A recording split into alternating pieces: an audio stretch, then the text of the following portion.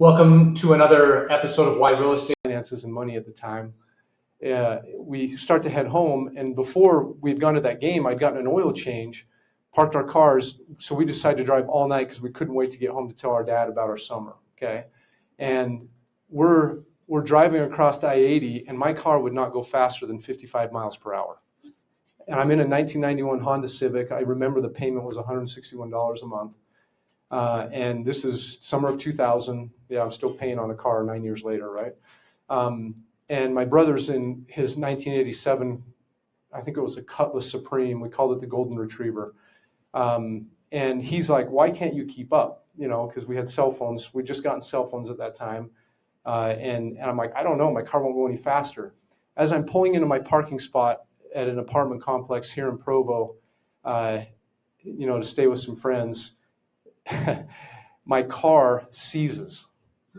Okay, the guy had not put the oil cap back on underneath after he changed my oil.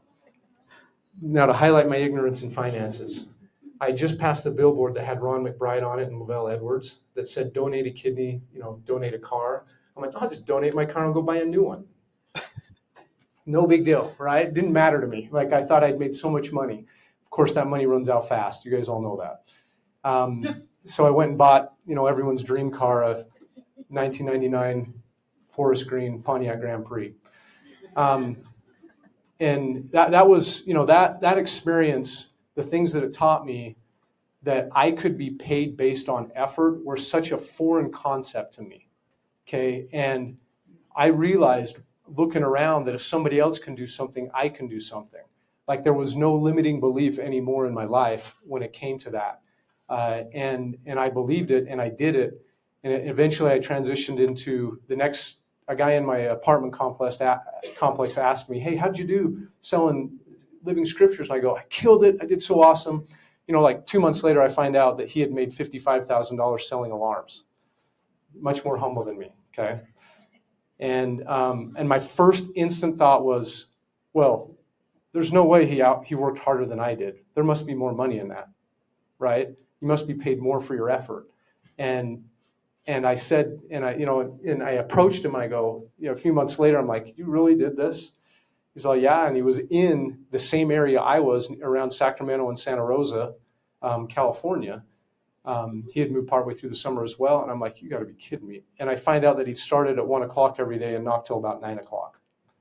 And so I'm like, okay, well, it looks like I'm doing alarms. And sure enough, my first summer, I got married in 2001, met my wife at Subway. She was a sandwich artist. That's a joke. She was in line in front of me, and I was tired of the dating scene in Provo at that time, and saw her, and I was going to ask her out, and I thought, no, I'm tired of this. I'm 25 years old. Got my second chance when she was sitting outside on the lawn, and I approached her, and I said, well, hey, my name's Layne, and she immediately started laughing. It was so uncomfortable. It was so awkward. And I'm like, well, I'm this far. Hey, do you want to go out? 2 nights later, we go out, and I found out that night, I took her to Olive Garden and found out that that same day, 2 days before, she dropped off her boyfriend at the airport. He was leaving for Central America to do just a 3-month humanitarian trip, and his name was Layne. She'd never met another Layne. We were married before he got back.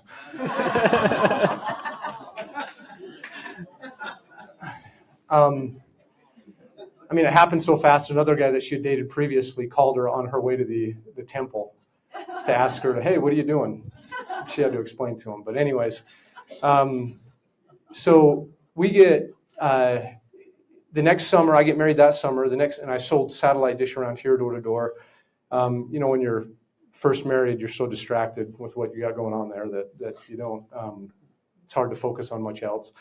And so we went to Detroit, and sure enough, drove that Pontiac Grand Prix that you're all envious of to Detroit to sell alarms my first summer. And I said, I'm committed. I'm doing it. If I work as hard, I bet I can make 2 or 3 times as much in alarms. And I went out and made $80,000. And that was back before they had, Shoney understands the lingo here, same day installs. We'd call in to have a job installed selling alarms, and the girls were like all of our wives there at the office, the apartment complex, and they'd say, great, here it is, April 30th. And they'd say, we have an opening on May 21st. We're like, love it. So we'd get it installed 3 weeks later. So needless to say, you'd have a ton of cancels, but I still ended up installing about 215 that summer. Eventually, that company split, and I went with a startup, which was a huge mistake. Company called, well, I won't say their name. And then I got reached out to by Todd and Keith over at Apex at that time. Had come off a bad summer and went over to Vivint, and they were willing to pay for any related attorney's fees or anything for switching to their company, and they did it. Switched. Of course, I got sued. That's always fun. And they paid for and covered everything, and I was very grateful for that. And so I was committed to them all the way, and built a team. In 2004, we went out. We killed it. Our per rep average was, we did about just under 2,000 installs with about 16 reps out in Minnesota. I made over $200,000 that summer, and it was just really, it was incredible. It launched my life. Eventually, as some of you know, Apex rebranded to Vivint. I participated in their acquisition with several other guys at that level in 2012 when it sold to Blackstone Partners. And I still have investments from that transaction at this time and that. And so the thing that pulled me away eventually to do real estate, which kind of leads into this, I left Vivint in about 2014, became the director of recruiting for Vivint Solar, and for a couple of years. Then I actually, like many of you, if you're an entrepreneur, you've had many failings. I believe I heard Clay say that on his podcast, but I've had many of those, tried a lot of different things, and was coming off of failing when I got hired by Sprint to help them with their door-to-door partnership company. And I realized that I wouldn't love it going into it because it was corporate, because I like autonomy, I like freedom, and eventually I left that after about 8 months, and they gave me a severance package, and I studied to become a real estate agent, and that's what transitioned into it. And I would say that the thing that brought me into real estate, because I wanted to do sales, I wanted to continue, was almost more than anything was I realized that real estate is relationship based. Although we call them transactions, they're not transactional relationships. Okay, they're not short term, they're long term, and that meant a lot to me to move into something that was more based on a long term type of relationship, and that's really what pulled me into real estate. So there we are. Was that too long? It's great introduction, and I think lays a foundation. I was in that industry as well, not as long as you, but seven years. And one of the patterns that you've already kind of mentioned and brought out, which I just want to highlight this key piece, is you really express how I have this belief that life rewards effort, right? And so the amount of energy that we put into something truly matters. And what you said was your commitment at the beginning, right? Your level of commitment that you had to the craft that you were working on is really what caused a lot of the success. And one of the things that I think is so important to ask ourselves when we're chasing a goal is to ask if we're interested in achieving that goal, or are we truly committed to achieving that goal? And there's a difference in the two, because being interested means that you'll do it when it's convenient. Means, hey, I'm not going to stay out till 10 o'clock at night because that's inconvenient, right? When you're truly committed, you'll do whatever it takes to accomplish a goal. That reminds me of that quote that successful people do what others aren't willing to do even when they don't feel like doing it. Yep, totally. So I just want to highlight that, because that is, I think, one of the key forces I've seen in many of the interviews that we've done, is that there's a different level of commitment when it comes to achieving something. And I am curious a little bit about the real estate. How did that transition, maybe some of the principles that you took from that door-to-door space, and you've actually applied it in your real estate business, and that's also been a success metric? Well, of course, effort is the first. We're in a market, we're in a country which is phenomenal because it rewards effort, right? The freedoms we have here are just truly amazing, what it's built as far as the greatest economy in the history of the world. And then the focus on relationships mattered to me. I used to manage 200 to 300 sales reps every summer. I'd recruit and train them on how to sell door to door. And I cherish and still have very long-lasting relationships, especially with those managers, and many of them are incredibly successful in startups and business that they have. And we stay in touch, and we'll go eat lunch once in a while, and it's just uber satisfying, to between the effort and the relationships.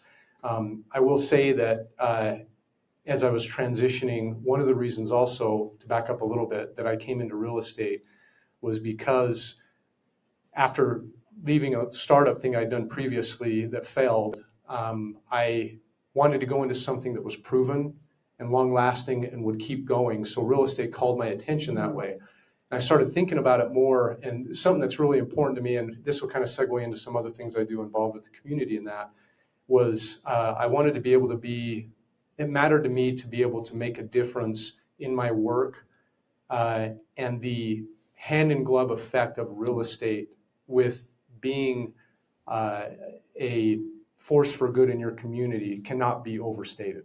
Okay, it is absolutely one and the same. It's the same direction. It all lines up. It makes there's no reason when you're coming from an altruistic standpoint that you can't be highly successful in real estate as well as in your community.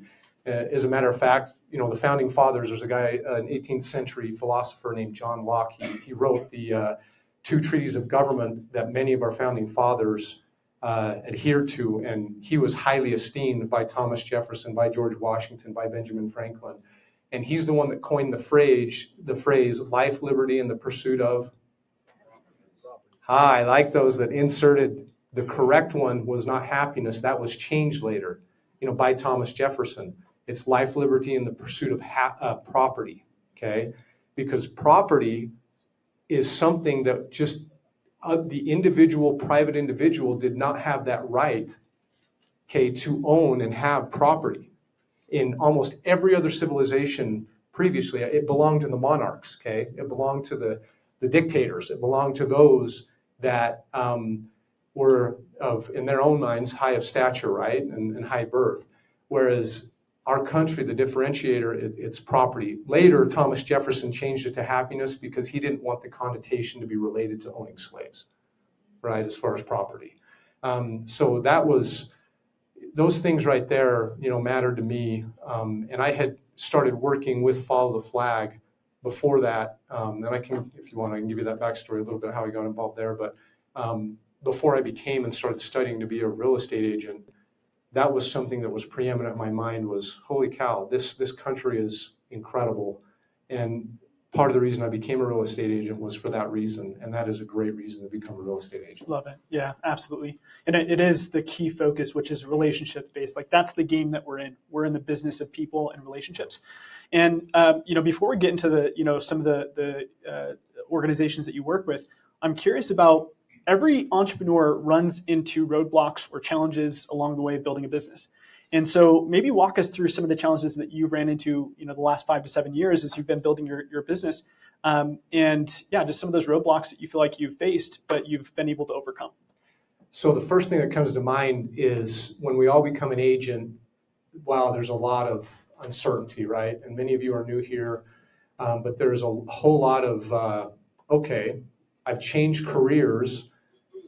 Do people, are they going to look at me as a waffler, right? I just switched into doing something like this or became that. I mean, if you guys are young, 22, 23 years old, well, kudos, keep it up. You're right out the gate. That's who you are, right? But that was one of the biggest obstacles I had was, in a book comes to mind, Stephen M. R. Covey's book, The Speed of Trust, right? Mm-hmm. And, right here, we can sum it up pretty quick. There's a integrity trust and there's competency trust, two separate kinds of trust. And that's what shaped kind of my beginning in this was I knew I had integrity trust with people who knew me, okay? Those who I'd worked with in the past, neighbors, friends, family, but I don't believe I had deserved competency trust, which is accurate, and none of us have when we're first an agent. So that was one of my biggest obstacles. So I didn't bother anybody I knew almost for a year. Like I didn't even pay attention to my database. I'm not encouraging you to do that, but I felt like I hadn't earned that, right? So I relied on my background of door-to-door sales, and I just began knocking doors. And in that from May 1st, 2018, when I became an agent to the end of that year, I had closed 14 transactions, and 12 of them were related, or 13 of them were related to knocking doors only. So I didn't. Oh. So what happened was when I did that, the following January in 2019, I had 5 different people reach out to me that I knew had worked with in the past, because I was a little bit more loud on social media that this was what I was doing. You cannot be ashamed about it. You just have to say, this is who I am. You have to be, it's back to that commitment. You cannot let up. You have to go for it. And I did, and people started contacting me, and 5 people contacted me, like I said, to list 7 different properties, all people that would be considered part of my SOI, right? And so I'm like, oh, wow, that's cool. And so by the end of my first year with those listings and other closings I had, I think the last month of my first full year in April of 2019, I think I had 11 closings. And those were all SOI closings. And then I started building the SOI, and being better at the 36 touch and being better at doing events and doing all the things that you're trained, in the first. Now, again, you can do that all at once. I did it that way, but I would highly encourage you doing it simultaneously. But for me, that was it. I wanted to prove that I was competent. That was probably the biggest one. Yeah, I love it. And I think that's the reality of real estate, is that we are in a trust-based game. Like, we have to be able to build, and I love that you separate the two. There's a lot of people who have a sphere of influence that believes that they have integrity. So they trust, right, that they're a good person. But to go a step further, how many people have had the situation where they look on Facebook or Instagram and they see their cousin or a family member or friend who just bought a home or sold a home with another agent, right? And part of that comes to how consistent we're staying in touch with that relationship. Are we consistently pouring into that relationship? The second piece, though, goes to asking the question of how competent do they believe that I am in this field, right? Do they believe that I am the best person to help them navigate this process? And we have to kind of do an internal investigation of that. Of what touch points am I actually delivering to my database to ensure that I'm building credibility that I know this space. Right? And Shoney, to build on that, I think an important thing to recognize for each of us here is that nobody owes us anything. Your best friend, your neighbor, your cousin, your mom, your dad, nobody owes you a thing. Sure, you can be the most honest person there is, but if you're not competent, they don't owe it to you. And even when you become competent, you still have to earn their business, right? Yeah, love it, love it. And that's kind of takes us to this next piece. I'd love to talk about some of these organizations that you've been tied into and heavily supporting, and maybe just talk about first. We've got Follow the Flag up here. And Hunter, if you actually go to back to the slides, there's a slide right underneath this. Keep going. Probably skip 2 ahead, and then we'll come back to your logo as well. Okay. For those of you, there are a good handful of you who went to the Follow the Flag event in July and was able to do this hike. This is in Pleasant Grove. How many of you, by raise of hand, have seen this flag in Pleasant Grove? Okay, awesome. So how many of you actually know the story behind it all? Okay, a small handful. So this is going to be cool for you to be able to dive into this. But this was my first time doing the actual hike. I live like 4 blocks away from this, so I see it every year. I grew up in Pleasant Grove, so I always see it. But I didn't actually know the true meaning behind all of it and what it stands for. So Layne, maybe walk us through a little bit around Follow the Flag. So Kyle Fox is the founder. He's been here before a couple of years ago, I believe. But and then Ron Nix is a founder as well. Ron was a good friend of mine. We had done, back when the church did scouting, they did wood badge, right? And we'd done a course like that together. It's actually a pretty great course for leadership training. And Ron had said to me, hey, we're going to be hanging the flag again in the canyon. And at that time, they'd hung in 2015 and 2016, the 30 by 60 foot flag that you see like in Macy's, okay, that same size flag. And he goes, this year we got a surprise coming. He goes, you need to come to the meeting because I got an Eagle project for your son. And my son had just turned 14. And I'm like, okay, sure. I'm not going to find anything for him to do, so why not? I saw on Facebook that I'd missed the first meeting they had held at Chubby's in Pleasant Grove. And I was like, shoot. So I reached out to Ron. I'm like, hey, you still got an Eagle project he can do? He goes, yeah, he's going to be in charge of rigging and retrieving the flag. And I'm like, that sounds awesome. I have no idea what that means, right? Well, I'm not kidding. 900 hours later, my son had an Eagle project done.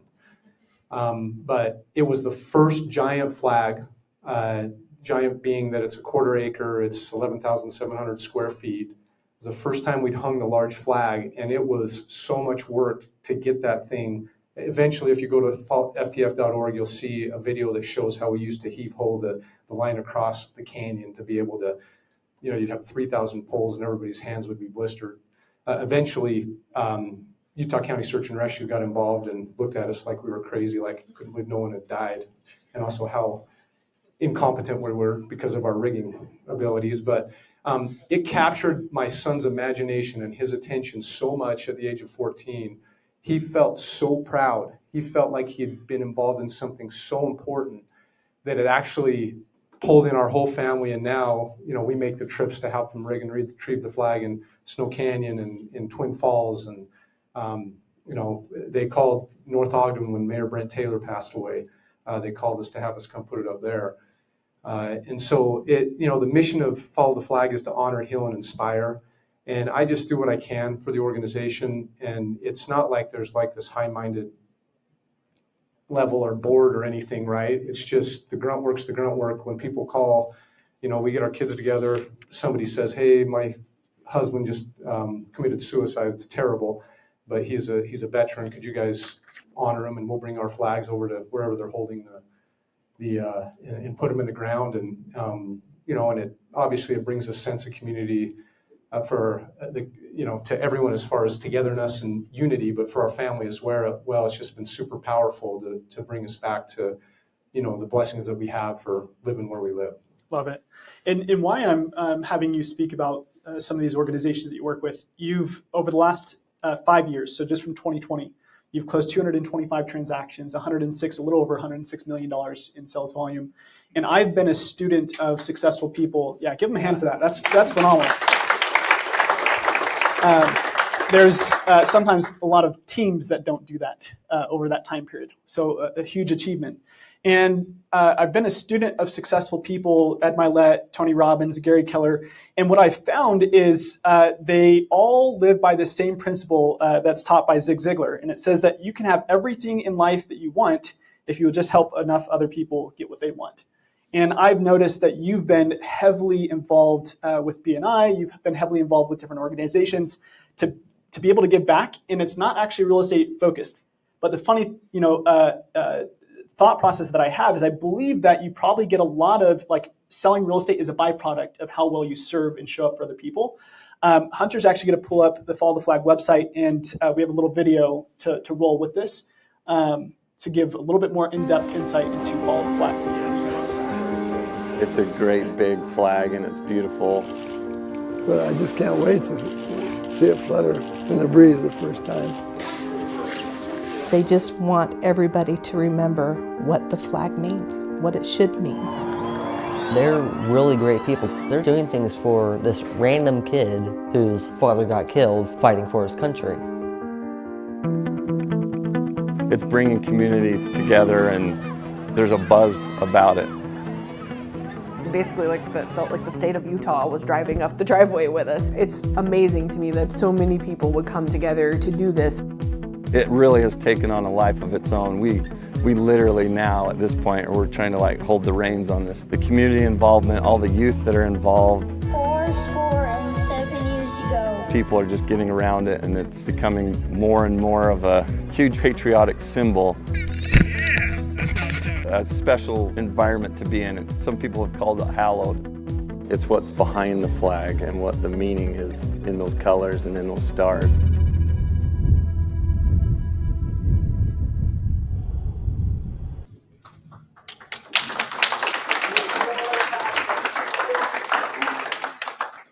So you're deeply involved with not only Follow the Flag, but also you support Dahlia's Hope. And I really wanted to just kind of tie into how important it is to focus on building relationships, right? This topic of the conversation today is how to win friends and influence people. And I really believe it comes from service, right? How we show up. And it all has real estate being an end byproduct, right? How well we show up and support our clients, our community, the people that we care about, ends up allowing us to do business at a higher level. But maybe walk us through as well Dahlia's Hope and what this organization stands for. So a counterintuitive point to a lot of our businesses is if things aren't going well, it's go back to your one thing and start lead generating. In my business, when things aren't going well, I have to stop and I think, you know what, I need to get more involved with Dahlia's Hope and Follow the Flag. and eventually the invisible hand manifests itself in my business. It's almost more reliable than anything else I do when I truly dig in and start doing that. Now, Dahlia's Hope, I currently serve. I've been on the board since it was founded. We just passed year 5 years ago. A year ago, I was voted in as chairman of the board. And this is an absolute miraculous beginning. And it's right there. We provide complete aftercare for sex trafficking survivors. And it is a heavy, heavy thing. Some of you are here when Faith, who's right there on the cover, was here along with Sherston. Sherston happens to be my cousin. She was the director of development for OUR for several years. She had to move on because she had 2 young kids and wanted to raise them. And every time she'd leave, Tim would pay her more money. But finally, she broke away. And shortly after she does, she gets a call from Tim saying, hey, can you please meet me at Deer Valley for a fundraising event? I have someone I need you to meet. Faith here had escaped from her captors in New York, and this was the second time that it happened. And she basically was believed by a female detective in New York, her story. And she became, I'm skipping a lot of context here, but to speed this along, she became the key witness in the largest sex trafficking ring breakup in the history of the state of New York. Okay. She would face her captors. Here she is. She's no taller than 4 feet 6 inches. Okay, but she is a powerful, powerful person. Fast forward, Tim introduces her to Matt. Matt is Sherston's husband, and to Sherston, my cousin. And he asked him, "Can you please figure out a place for her to live?" Because the detective had called Tim and said, "Hey, we don't know what to do with her because she's over. Once you're 18, there's no place to put these victims, okay, these survivors." And so they take her in for a couple months until a family in their neighborhood becomes empty nesters. They take her in. One morning, Faith wakes up and runs over to Sherston's house and said, "I had a dream. And in my dream, I was helping my sisters, her sisters being other survivors, or, not even survivors yet, but women who were still captive, okay, that she had gone through all that." And this is tough to take, but they're abused about 30 to 40 times a day, okay? And she had this dream that she was helping her sisters, that she was helping them weed a garden, that she had a place for them to stay, that she was helping train them. And my cousin's like, "Great, I just left OUR, but this seems like a call to action." And she calls me and she's like, "Hey, Layne, this has happened. Can you please help us?" And I happen to have a good connection with the CEO of the Sterling Foundation, Sterling being the founders of doTERRA.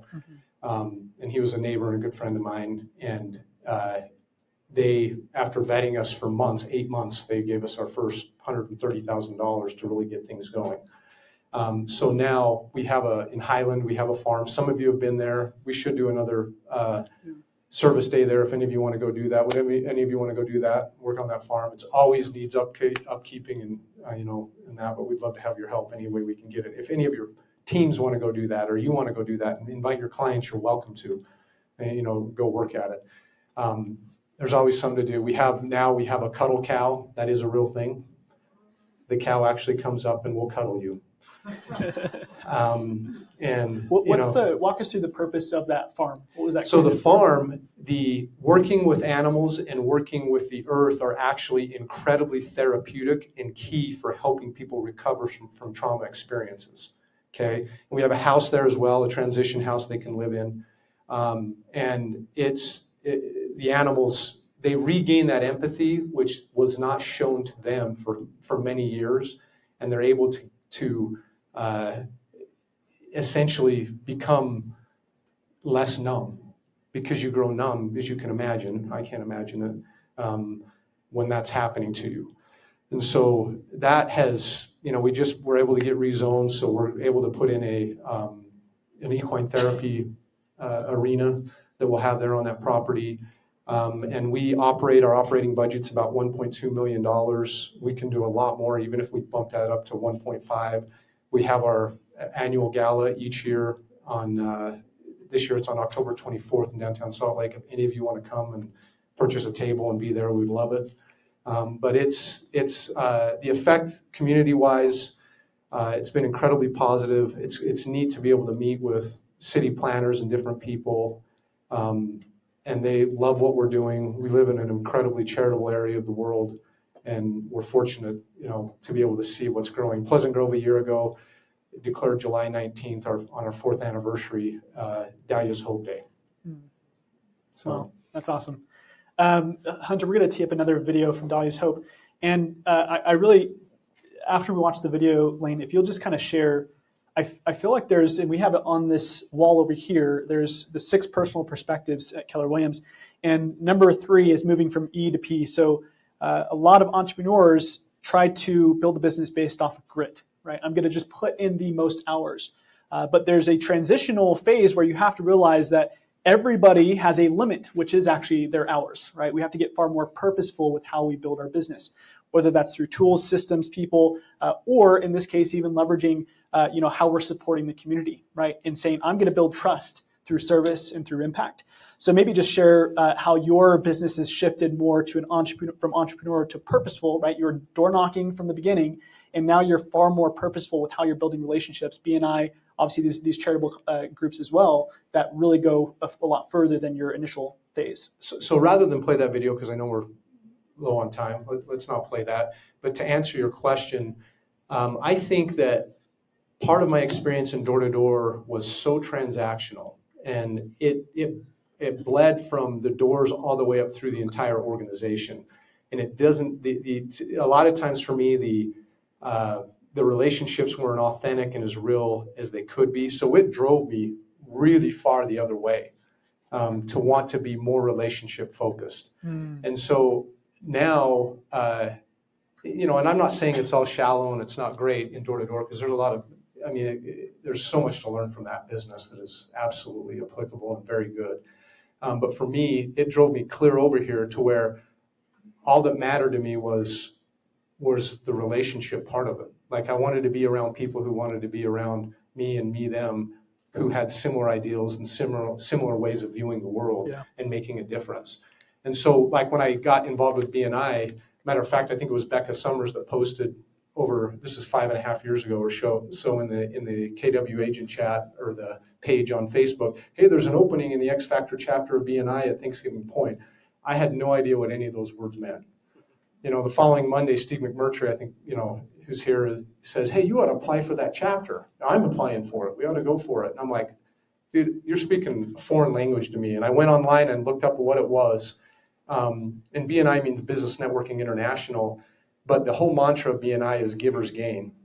And I'm like, okay, that's cool. That's something I could get behind. I went to the meeting the following day. Nobody had invited me, from the chapter. I showed up and there's like 11 other realtors in there. I'm like, what is going on? Like, what is this? I don't understand a thing that's happening here. But all these people want to be, part of it, and they'd stand up and talk about how many transactions they did.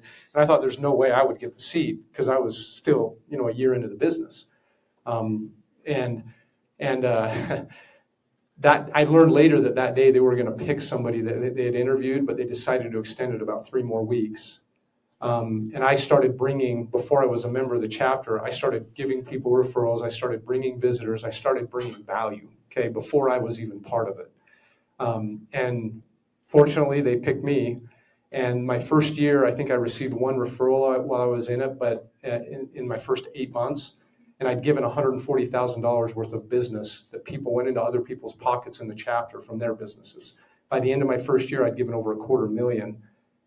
And then all of a sudden, the second week of my first year, I got 5 referrals from other members of the chapter, which all closed. Now, you guys do the ROI on that. You know what you get paid per deal. And that I was like, holy cow. Because I had committed and I'd paid 2 years up front to be part of it, I committed never to look back. There it is again, right? I made that commitment.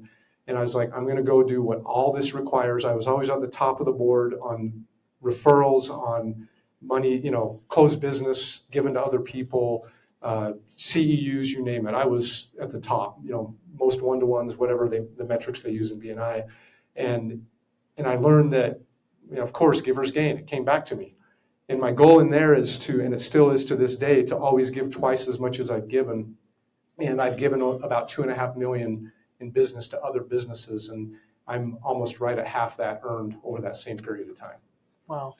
Yeah, and I will highlight this as kind of our wrapping up point, because one of the things I've recognized is you and I have had many of conversations.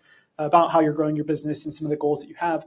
One of the things that I've realized is we have to be very focused on depositing more than we withdraw when it comes to relationships. Okay, think about it is relationship banking. When you go to a bank that you don't have a relationship with, that you haven't made any deposits with, and you say, I want to withdraw $100,000, you've got to know they're going to tell you no, because you haven't made the deposits and you don't have a relationship with them. And actual relationships are the same way. We have to look at how much can I deposit up front before I ever try to withdraw and help serve them when it comes to buying, selling, or investing. And it goes back to that idea. There's a quote by Jim Rohn. It says, the more you give, the more you receive. It's a universal law. And that's probably the overarching theme that I've heard from you today, Layne, and I appreciate you being willing to come on. Is there anything else that you'd like to share with this group that are chasing their goals and really going after it when it comes to building a big life? Anything else, recommendation that you'd like to provide? There's another Jim Rohn quote that really I like a lot, and it has to do with personal growth. And it essentially, and if I beat it up a little bit, please forgive me, but it says, I will take care of me for you if you take care of you for me. So in other words, it comes back to personal improvement and trying to become better. Growth is not an option. Growth isn't a small window. It's a nonstop ongoing thing. And, seek for those uncomfortable spots. Love it. Thank you. Give them a hand.